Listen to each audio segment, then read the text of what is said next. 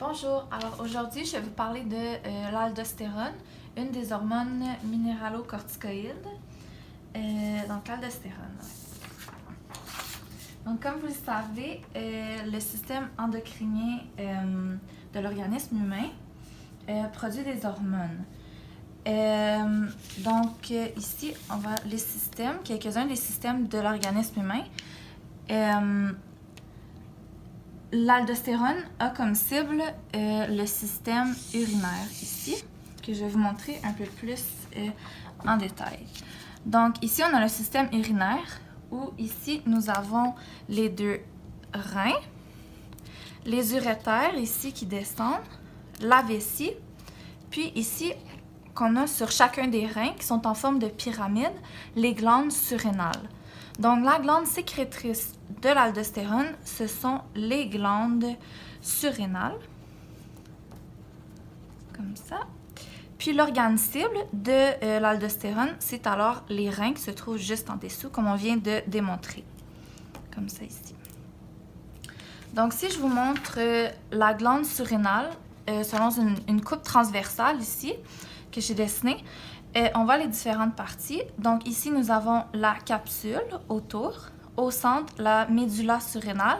Puis juste ici, que vous voyez, qui est rayé, c'est le cortex surrénal.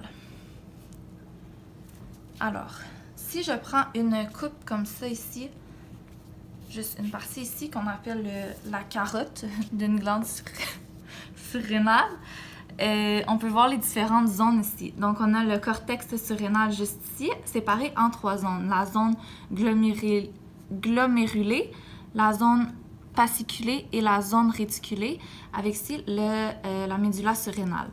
Donc, chaque zone produit une hormone différente, mais nous, ce qui nous intéresse, c'est l'aldostérone ici, qui est produit dans la zone supérieure du cortex surrénal, tout aussi, donc la zone supérieure. C'est la zone glomérulée, comme on en a parlé. Donc, l'aldostérone se produit dans cette zone de la glande surrénale et agit ensuite sur les reins. Donc, ici, je vous remets le système urinaire et je vais vous parler du rôle de l'aldostérone. Donc, l'effet essentiel de l'aldostérone est rénal. Elle favorise la rétention de sodium et augmente l'élimination de potassium. Donc, le sodium, le Na+, et le potassium, le K+. Les reins, grâce à l'aldostérone, vont pouvoir, comme on a dit, retenir le sodium et l'eau, puis va pouvoir éliminer par la suite le potassium ici, par le système urinaire, donc par la vessie, puis par l'urine de ce fait même. L'aldostérone est responsable de la fixation du sel dans l'organisme. L'aldostérone agit sur le métabolisme hydroélectrolyte, donc la rétention du sodium comme expliqué, et l'excrétion du potassium par l'intermédiaire du système rénine-angiotensine. Le système rénine-angiotensine-aldostérone est une cascade de régulation endocrinienne et enzymatique. C'est un système hormonal que l'on trouve dans les reins et qui permet de préserver l'homéostasie hydrosodée, donc l'équilibre entre les ions Na+, et l'eau. L'aldostérone agit donc sur la pompe sodium-potassium, entraînant une réabsorption de sodium et d'eau contre les ions potassium, comme je viens de vous démontrer ici. Le mode de régulation de l'aldostérone est activé par le système rénine-angiotensine et est inhibé par les hormones qui s'opposent à ce système. Donc,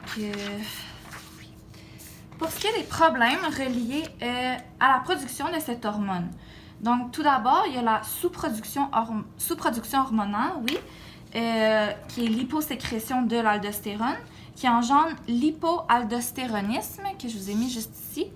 Puis, dans le fond, les symptômes, ça inclut la polyurie, c'est-à-dire l'urine fréquente ici, comme ça.